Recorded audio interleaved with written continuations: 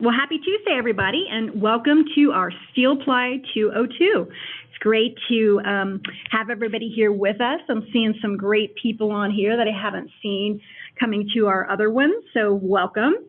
I want to thank you for taking the time to come out and learn with us today. My name is Heidi Reese, and I am the Trainings Program Manager here at Dayton, Superior, and Symons. Just a couple of items to go through for today's training before we get started.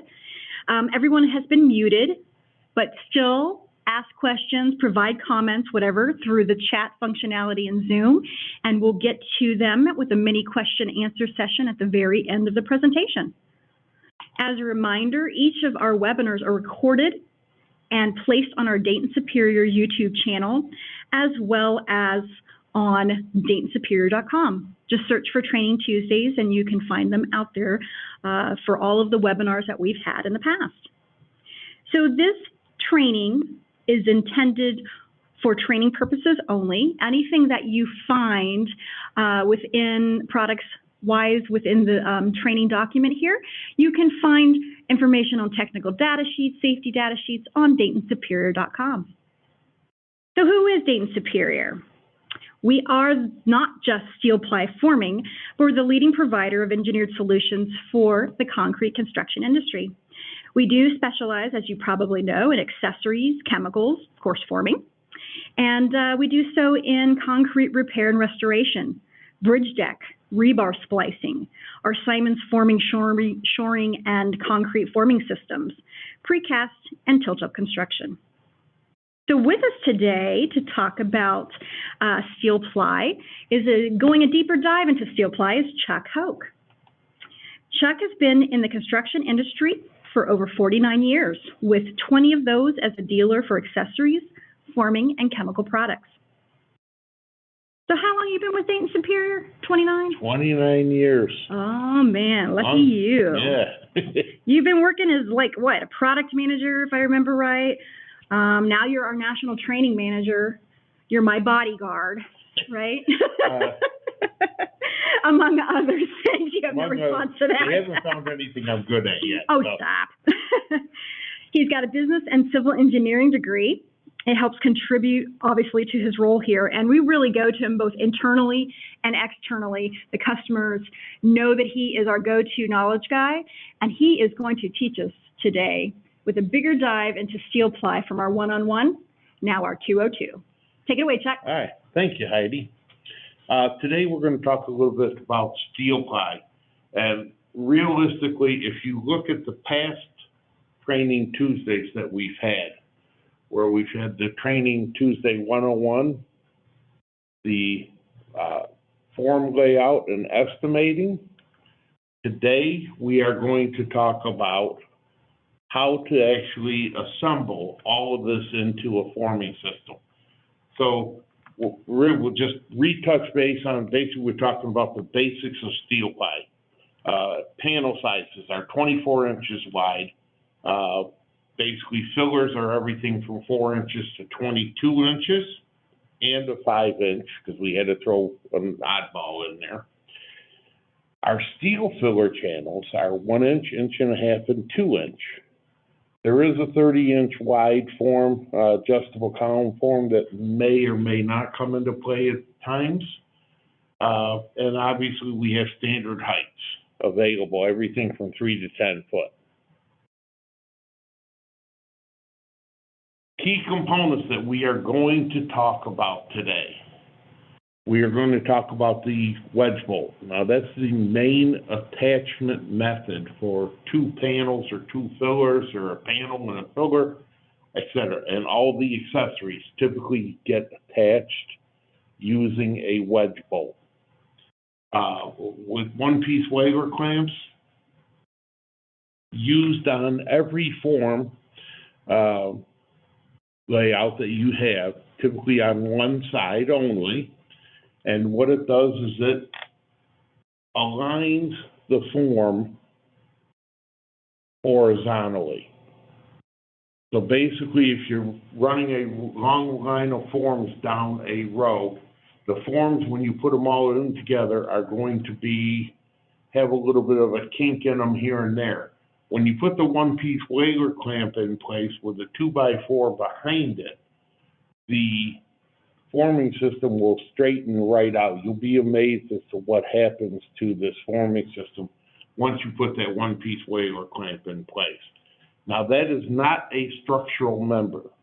That is there for alignment only. And we're going to talk about turnbuckles. Turnbuckles typically plumb the form vertically here. It's not a brace, so you can't call it a brace.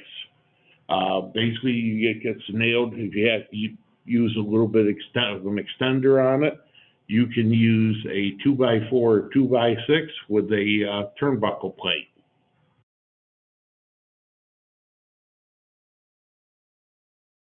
We're also going to talk a little bit about scaffold brackets, how they get attached to the formwork. Safe access to the system. It is an OSHA-approved scaffold bracket. It is good for 500 pounds at a 4-to-1 safety factor. That 4-to-1 safety factor is set forth by ACI, and we have to conform with all of the components of ACI within our system because they're the guys that kind of set the parameters and the rules and the regulations that OSHA will enforce. So it's always good to make sure that we follow the rules, especially when we're dealing with OSHA. We also have safety eyes. Safety eye is a tie-up. It's an OSHA-approved tie-off system. Typically, it gets mounted to the side rails of the form with a wedge bolt. Once again, there comes that magic wedge bolt coming in to make the connection. And that is designed so that a employee, if he's working off of a scaffold and he's got a lanyard on, he can then have his lanyard attached to 2 safety eyes. Therefore, if he unhooks from one of them to move the safety eye around, he is always attached with one of them. You only need one to meet OSHA requirements. So, typical ideas for safety eyes. How many people do you have going up on the scaffolding? Oh, ask the contractor. Contractor will tell you he's got 6 people going up on the scaffolding. So from there, what I would say, if I have 6 people going up there, he's going to need a minimum of 12 safety eyes. And I would probably send him a few extra just in case. So next item that we'll be talking about today is we're going to talk about ties. And we're going to get more in depth on this here in a few seconds here. We're just kind of overviewing all this stuff.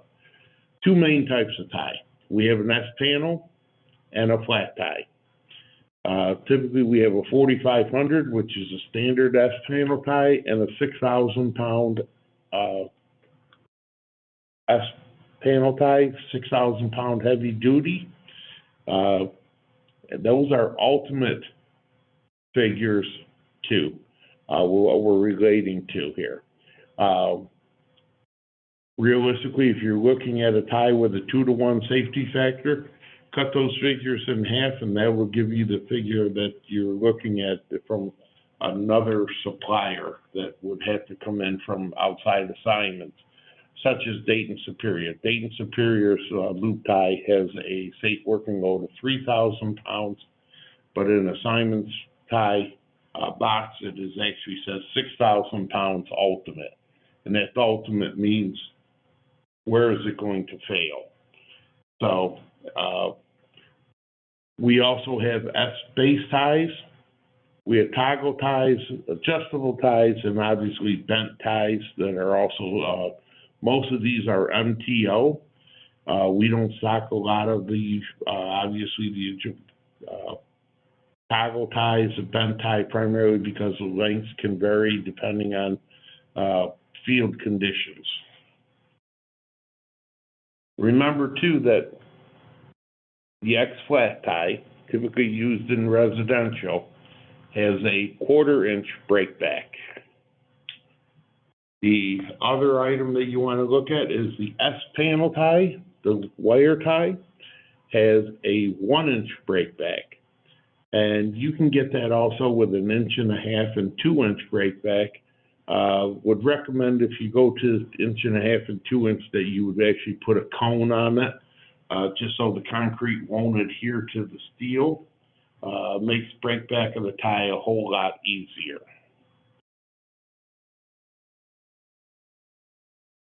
So in our previous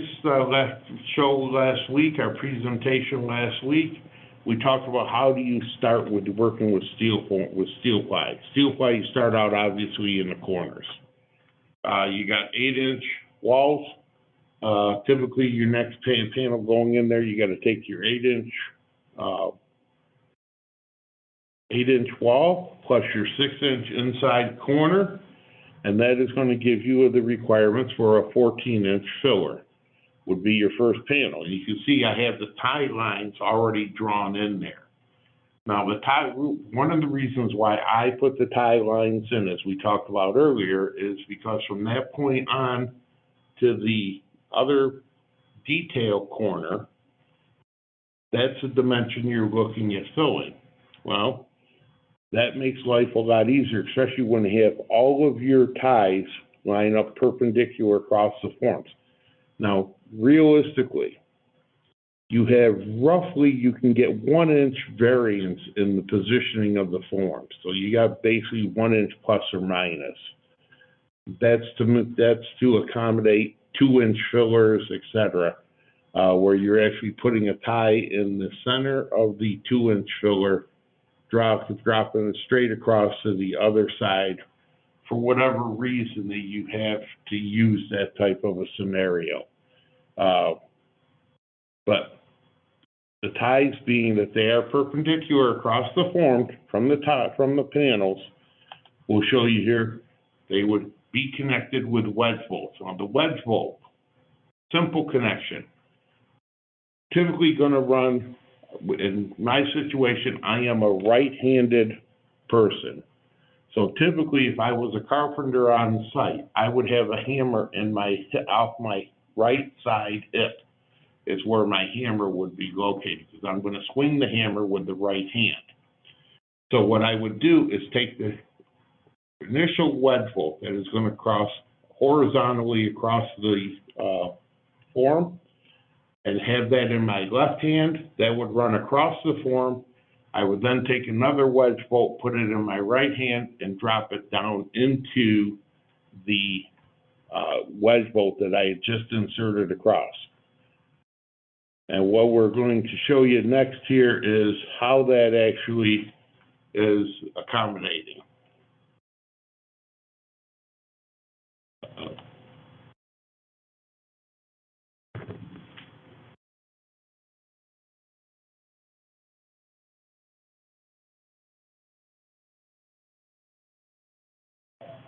There we go. Okay. So you can see the wedge bolt drops in and across through the tie. And the reason I like this video is it shows them putting the panels in place and dropping the ties in as they are repositioning the forms moving forward. This enables them to make sure that they run the wedge bolt through the tie. Not such a big thing with a flat tie, but with a loop tie, it is imperative, because you can run a wedge bolt past the tie without connecting to it. You can basically miss the tie. So, long bolts would typically be used only when we have steel fillers. The steel fillers go in place here. We have 1 inch, 1.5 inch, and 2 inch. The wedge bolt is originally designed as a 2-inch filler only. And typically, as you can see, we have nail slots in the wedge bolt here, and those will accommodate nails for stopping the form, what we call short stopping the form.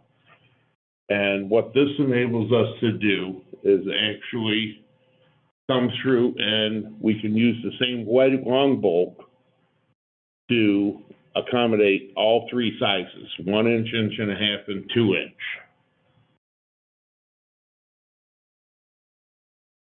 So here we're gonna have 1.5 inch filler come in here, so we short stopped it with a nail.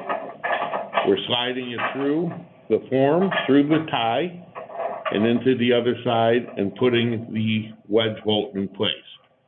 Now, realistically, I would come back here with a hammer in my left hand and tap it from the side and push down on the top, just to make sure the connection was secure. For alignment of the forms.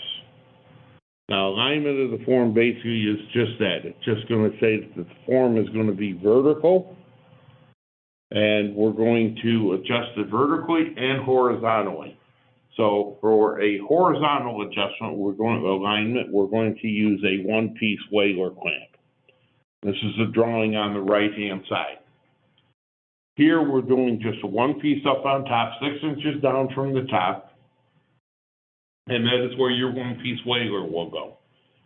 Now, the drawing on the right-hand side of on the page here is if you have multiple panels stacked on top of each other. Once this happens, you actually have to go to a one-piece WALER 6 inches down from the top. You have to then put one 6 inches down from the form in the top of the form in the middle or the bottom form to make that connection. And you have to then put one more one-piece WALER up from the bottom, roughly 18 inches. And the reason I go 18 inches versus 2 foot, 3 foot, etc., is I want to stay away from those locations where I'm going to put a tie.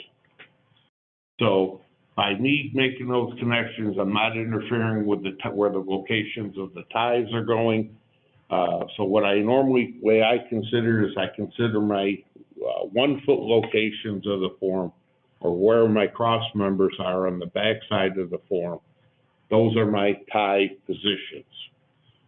The dados that are in between, every 6 inches in between, typically those are my accessory dado. So the one-piece WALER clamp will go in there. Basically, you're going to set 3 WALERs up. That's going to set your vertical alignment, your horizontal alignment. Your vertical alignment then will be set up with a 2x6, 2x8, 2x4 on the back side of that in the form of a strong back. And that'll be attached with the J strong back hook. So the one-piece WALER clamp we talked about, typically it goes in place here up on top, 6 inches down from the top, from the bottom. From the top of the form, 6 inches down. You want to make sure that you put the 2x4 in top of the one-piece WALER, not through the center of it. So that the system was designed for speed and ease of use. So here's what we would have, and this is where we actually look at how do we want to frustrate some of the guys working in the shop. I think you should borrow my high heels. Yeah, I think you should borrow the high heels. That's how you frustrate them? That's just stand up to me? We tell them to put something up about 8 foot high, just out of it, 7.5 foot up, just outside his reach.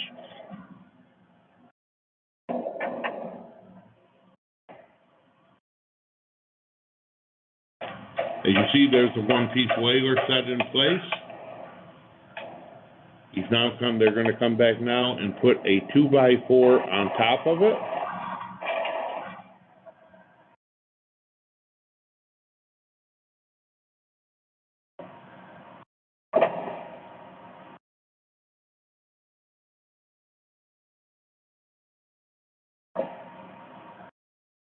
Here, he's now going to bring his hammer around and he will tighten them all up. Now, as he's tightening them up, that formwork is being stressed and pulled, so it's going to end up being a straight line on the horizontal alignment of those forms. So it'll get a nice straight line for it. We also have the scaffold bracket. Scaffold bracket is, as we said, it has 500 pounds, 4-to-1 safety factor. Typical spacing is 8 foot on center, maximum 8 foot.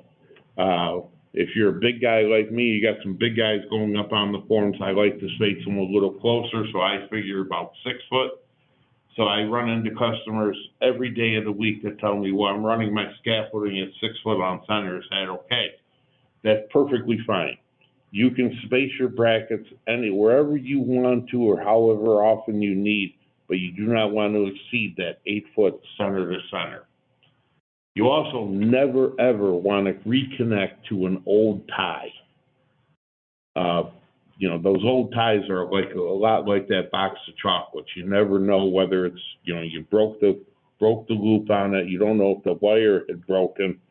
You don't know if you stressed it. So you really don't want to run those risks because the scaffold bracket is where people are going to be walking, and you don't want people to get hurt. So you're going to come in with the scaffold bracket, put it in place.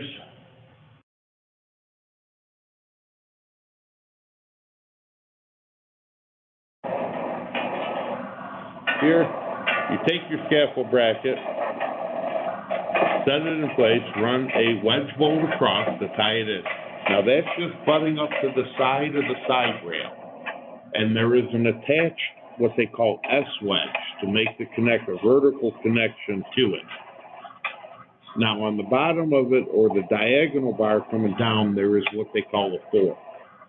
And the fork is actually a wide angle piece that will actually span on each side of the side rail. So once that is put in place, because there's no adjustment here and the forms are actually perpendicular to the scaffold bracket, you are now all set, ready to come in and start putting your plank down and putting your safety rail in place. And remember, the scaffold bracket is good for 500 pounds at a 4-to-1 safety factor. Now, ties, probably the biggest question we have in our business here is how do we break ties back? What's the proper method? Well, if you have a flat tie, now a flat tie typically is just that. It is a flat piece of steel. Looks like a piece of banding almost. This tie goes in the concrete. It typically has a notch. It's only a quarter of an inch from the surface of the concrete. And typically what you would do is take your hammer, hit it from the top side down, then turn it over and hit it from the bottom side back up. That action of moving the tie back and forth with the rest of it being anchored in a concrete wall will cause the tie to break at that quarter-inch breakback point. Wire ties. Wire ties are a little bit of a different animal. Typically, you're going to take your claw or your hammer or a long-handled screwdriver, set it in the form, or set it in the loop of the tie, and actually take it in and spin it around.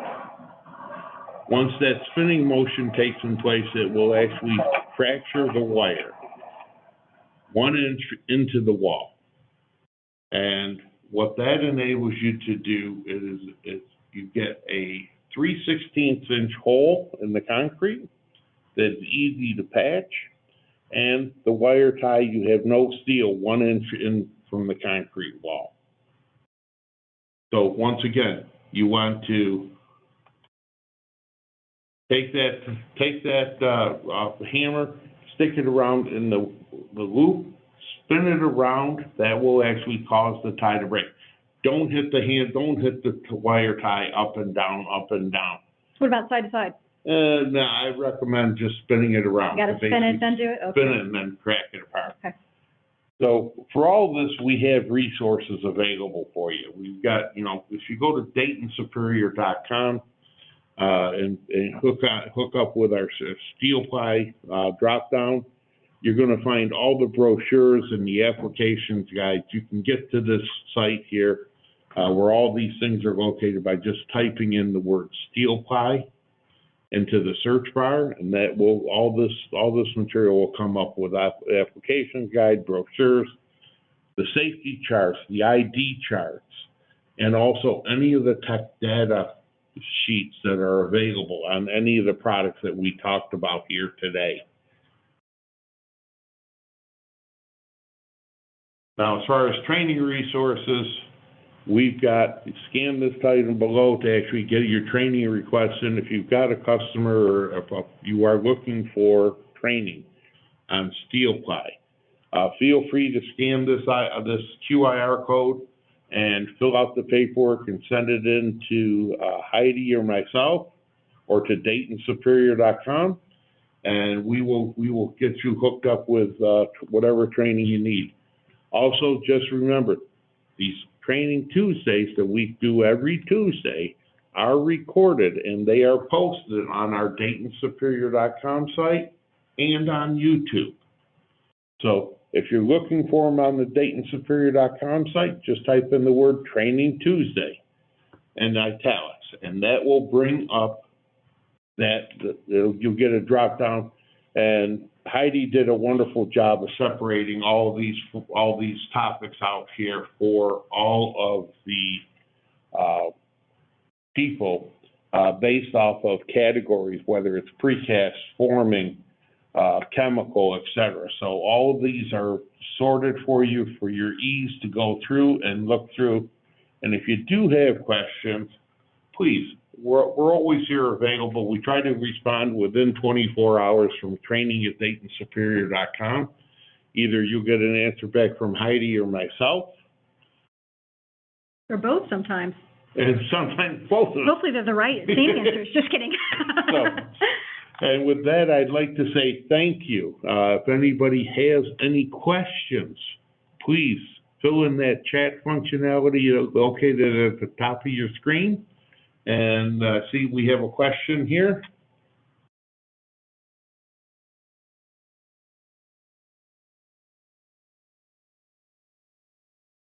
Question.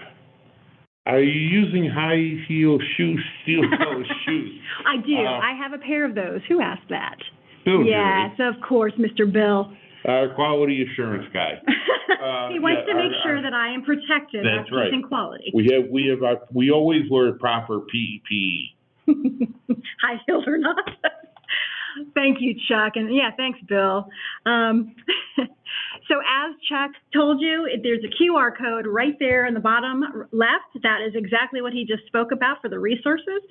So if you have any other questions, go ahead and put them into the chat functionality and we'll answer them right now. That QR code, though, if you scan it, and you could do so right now on the screen, it'll take you to the website form to just enter really brief information about what kind of training you need. And then it shoots that over once you submit it to Chuck and myself, and then we'll get in contact with you. All of these, like he said, are recorded. We put them out on YouTube, but I am formulating better pages that are organized to where they have resources to go to the product pages. So stay tuned for that in the coming weeks. I do want to tell you, next week is an off week. If you notice, the date is 4th of July, so Independence Day falls next Tuesday. So Chuck and I are going to be hanging out with fireworks instead of doing this. But if you really, really, really want to see a Training Tuesday, they're all out there. Just search Training Tuesday on DaytonSuperior.com. Find 2 links, one to sign up for this every Tuesday at 1 p.m. except next week, and then the other to see the recordings. I don't see any other questions, do you? No, I think we're good. Well, you did such a good job, that's probably why. So, and look at that, 1 minute to spare. I want all of you guys to have a fantastic rest of your Tuesday and a great holiday next Tuesday. Thank you, Heidi. You have a great day. Yeah, I will. Bye now.